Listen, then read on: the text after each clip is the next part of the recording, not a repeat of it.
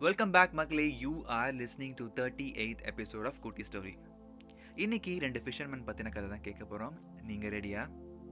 ரெண்டு ஃபிஷர்மேன் எப்போவுமே சேர்ந்து போய் தான் மீன் பிடிச்சிட்டு வருவாங்க. கிடைச்ச மீனை அன்னைக்கே மார்க்கெட்லேயும் வித்துடுவாங்க. ஒரு நாள் ரெண்டு பேரும் அங்கேயே மீன் பிடிச்சு சமைச்சு சாப்பிட்லாம் சொல்லி டிசைட் பண்ணுறாங்க. ரெண்டு பேரும் அதுக்கு தேவையான பொருட்கள், தவா, மசாலா எடுத்துட்டு குளத்துக்கு போகிறாங்க. குளத்துல போய் கொண்டு வந்த திங்ஸ் எல்லாத்தையும் ஒரு ஓரமாக வச்சுட்டு மீன் பிடிக்க ஸ்டார்ட் பண்ணுறாங்க. ஒரு ஃபிஷர்மேன் வலையில டக்குன்னு ஒரு மீன் மாட்டிடுது.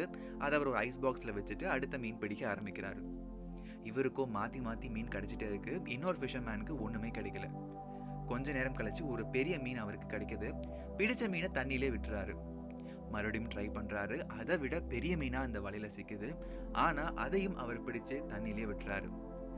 இதை பார்த்த அந்த ஃபிஷர்மேன், உனக்கு என்ன பைத்தியமா, எவ்வளோ பெரிய மீன் மாட்டிருக்கு, பிடிச்ச மீன் எல்லாத்தையும் மீண்டும் மீண்டும் தண்ணியிலே விட்டுட்டு இருக்கேன்னு சொல்லிட்டு.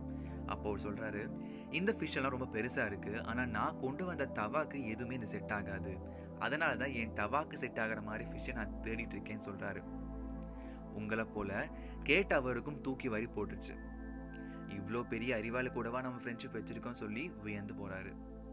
சரி, நம்ம மாரலுக்கு வருவோம். நமக்கு கிடைக்கக்கூடிய ஆப்பர்ச்சுனிட்டிஸ் எடுத்த உடனே பல்கா இருக்கே, இது நம்மளால கம்ப்ளீட் பண்ண முடியுமா அப்படின்னு ஸ்டார்டிங்ல யோசிக்காம கம்ப்ளீட்டா அனலைஸ் பண்ணிட்டு சால்வ் பண்ண முடியலன்னா விட்டுறணும். கவலைப்படவே கூடாது.